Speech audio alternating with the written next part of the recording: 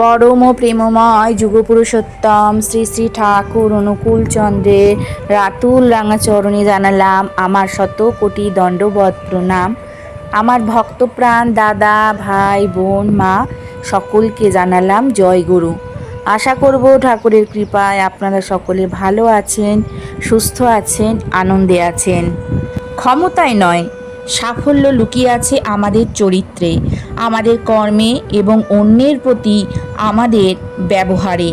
আমরা যদি আমাদের অহংকার ত্যাগ করে বিনয়ী হতে পারি, অলসতা কাটিয়ে কর্মে মনোনিবেশ করতে পারি এবং নিজের উপর বিশ্বাস রেখে ঈশ্বরের উপর ভক্তি অটুট রাখতে পারি, তবেই আমাদের এই মানব জন্ম সার্থক হবে। মনে রাখতে হবে, একদিনে সব পরিবর্তন সম্ভব নয়, কিন্তু আজ এখান থেকে মাত্র একটি বা দুটি উপদেশও যদি আপনি আপনার দৈনন্দিন জীবনে পালন করা শুরু করেন, তবে দেখবেন ধীরে ধীরে আপনার চারপাশটা কত প্রশান্ত এবং সুন্দর হয়ে উঠেছে। জগতের সব কিছুর অন্তরালে এক পরম শক্তি কাজ করছে। এই বোধ থাকলে একাকিত্ব বা ভয় আপনাকে স্পর্শ করবে না। বিশ্বাসের যেখানে শুরু, তর্কের সেখানে শেষ। ঈশ্বরের প্রতি তার নিজের ওপর গভীর বিশ্বাস অসম্ভবকে সম্ভব করতে পারে। প্রার্থনা মানে কেবল কিছু চাওয়া নয়, এটি হলো ঈশ্বরের সাথে সংযোগ স্থাপনের একটি মাধ্যম। এটি মনকে প্রশান্তি দেয়। এই পৃথিবী একটি পান্থশালা, এখানে আমরা সবাই যাত্রী। এই বোধ থাকলে কোনো কিছু হারানোর শোক তীব্র হয় না। মৃত্যু থেকে কেউ রেহাই পায় না। এই সত্য মাথায় রাখলে মানুষের মধ্যে দম্ভ ও অন্যায় করার প্রবৃত্তি কমে যায়। প্রতিদিন অন্তত 15 মিনিট নিরিবিলিতে বসুন। মনের আবর্জনা পরিষ্কার করবার শ্রেষ্ঠ উপায় হল ধ্যান। পবিত্র স্নান ভ্রমণ মনকে কলুষিত মুক্ত করে এবং নতুন ভাবনার উদয় ঘটায়। মাঝে মাঝে উপবাস করলে শরীর বিষমুক্ত হয় এবং মনের উপর নিয়ন্ত্রণ বাড়ে। আমি কে? আমি কোথা থেকে এসেছি? এই প্রশ্নগুলোর উত্তর খোঁজা হলো জীবনের শ্রেষ্ঠ সাধনা। প্রতিটি জীবের মধ্যে ঈশ্বর বিরাজমান, তাই কোনো প্রাণী বা মানুষকে কষ্ট দেওয়া মানে ঈশ্বরকে কষ্ট দেওয়া। এবার আমরা শুনে নেব স্বাস্থ্য ও দীর্ঘায়ু সম্পর্কে। সূর্যোদয়ের আগে জাগরণ। ব্রহ্মমুহূর্তে ঘুম থেকে উঠলে মস্তিষ্কের কার্যক্ষমতা বাড়ে এবং দিনটি অনেক বড় ও ফলপ্রসূ হয়। শরীর হলো একটি মন্দির। মন্দির ঠিক না থাকলে দেবতাকে পুজো করা যাবে না। তাই ব্যায়াম বা যোগ অভ্যাস বাধ্যতামূলক। অতিরিক্ত ঘুম যেমন ক্ষতিকর, কম ঘুমও তেমনই। শরীর ও মনের বিশ্রামের জন্য পর্যাপ্ত ঘুমের প্রয়োজন। আপনি যা খান আপনার মন তেমনই হয়। বাসি বা অতিরিক্ত তেল মশলাযুক্ত খাবার ত্যাগ করে টাটকা ও সাত্ত্বিক খাবার খান। বাহ্যিক ও আভ্যন্তরীণ পরিচ্ছন্নতা মানুষকে রোগমুক্ত ও আত্মবিশ্বাসী করে তোলে। কিছুটা সময় প্রকৃতির মাঝে কাটান। মাটির স্পর্শ, সূর্যের আলো এবং বিশুদ্ধ বাতাস জীবনী শক্তি বাড়ায়। মনের শক্তি শরীরের ওপর প্রভাব ফেলে। সব সময় ভালো চিন্তা করলে রোগ প্রতিরোধ ক্ষমতাও বাড়ে। জল কেবল তৃষ্ণা মেটায় না, এটি শরীরের তেজ বজায় রাখে। তাই জলের সঠিক ও পর্যাপ্ত ব্যবহার জরুরি। অর্ধেক রোগ সেরে যায় মনের জোরে। নিজেকে দুর্বল ভাববেন না, আপনি অসীম শক্তির আধার।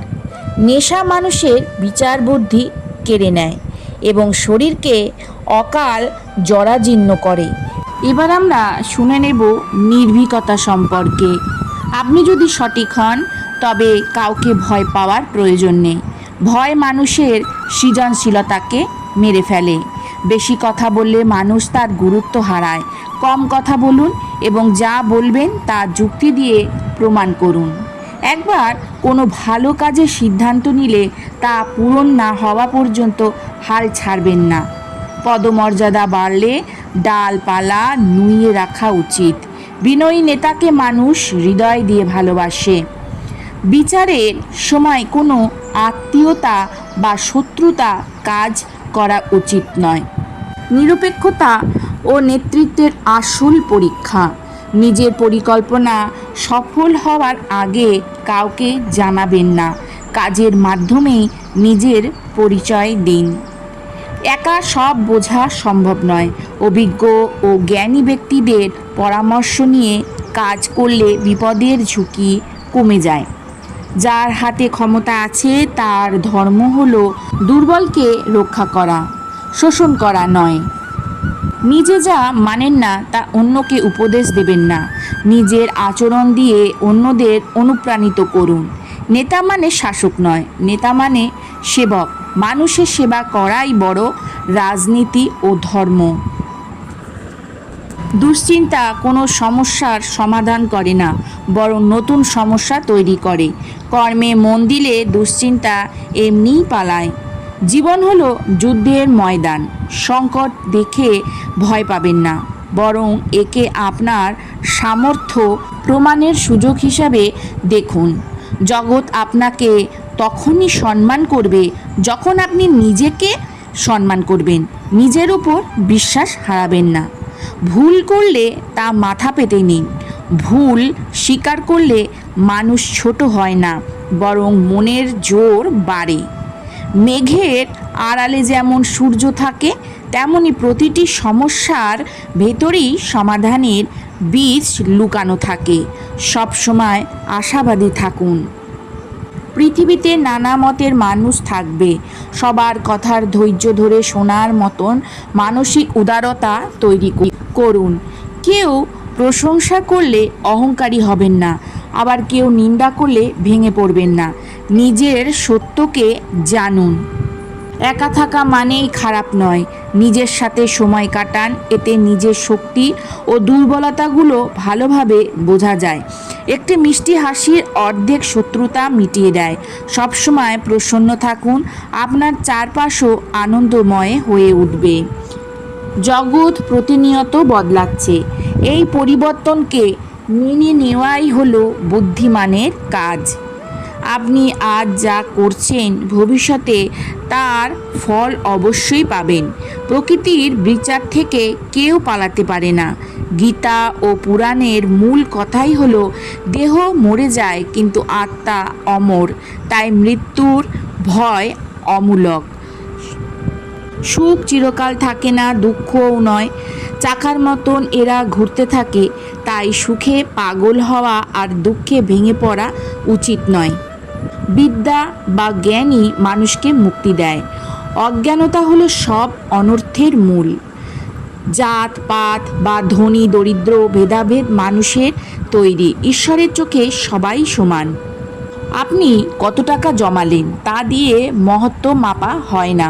আপনি কত মানুষের চোখের জল মুছিয়েছেন তা দিয়েই বিচার হবে। যেখানে শর্তহীন ভালোবাসা আছে সেখানে ঈশ্বর আছেন। ঘৃণা কেবল ধ্বংস আনে, ভালোবাসা সৃজন করে। মায়ার বাঁধন মানুষকে কষ্ট দেয়। সব কিছুর সাথে যুক্ত থেকেও অন্তরে নির্লিপ্ত থাকার চেষ্টা করুন। যখন মানুষের সব চেষ্টা ব্যর্থ হয় তখনই সেই পরম শক্তির ওপর নিজেকে ছেড়ে দিন। তিনি সঠিক পথ দেখাবেন। আহার, নিদ্রা, ভয় এগুলো পশুদেরও আছে। মানুষের বিশেষত্ব হলো তার বিবেক আর আধ্যাত্মিক উন্নতির আকাঙ্ক্ষা। তাই এই সুযোগ হেলায় হারাবেন না। আজ আমরা পুরাণের যে অমূল্য উপদেশের মধ্যে দিয়ে যাত্রা করলাম তার মূল নির্যাস হলো একটি: জীবনকে সুন্দরভাবে যাপন করবার শিল্প। পুরাণ আমাদের শিখিয়েছে যে সাফল্য কেবল অর্থ বা ক্ষমতায় নয়, সাফল্য লুকিয়ে আছে আমাদের চরিত্রে, আমাদের কর্মে এবং অন্যের প্রতি আমাদের ব্যবহারে। আমরা যদি আমাদের অহংকার ত্যাগ করে বিনয়ী হতে পারি, অলসতা কাটিয়ে কর্মে মনোনিবেশ করতে পারি এবং নিজের ওপর বিশ্বাস রেখে ঈশ্বরের ওপর ভক্তি অটুট রাখতে পারি, তবেই আমাদের এই মানব জন্ম সার্থক হবে। সত্যের পথে চলুন, ন্যায়ের সাথে থাকুন এবং নিজের ভেতরের থাকা সেই পরম সত্তাকে অনুভব করুন। ভালো থাকুন, সুস্থ থাকুন। আজকের আলোচনা এখানেই শেষ করলাম। আশা করব আজকের আলোচনা আপনাদের ভালো লাগবে। যদি ভালো লাগে তাহলে অতি অবশ্যই একটা লাইক করবেন, কমেন্ট করবেন। কালকে আবারও আসবো নতুন আরেকটি আলোচনা নিয়ে।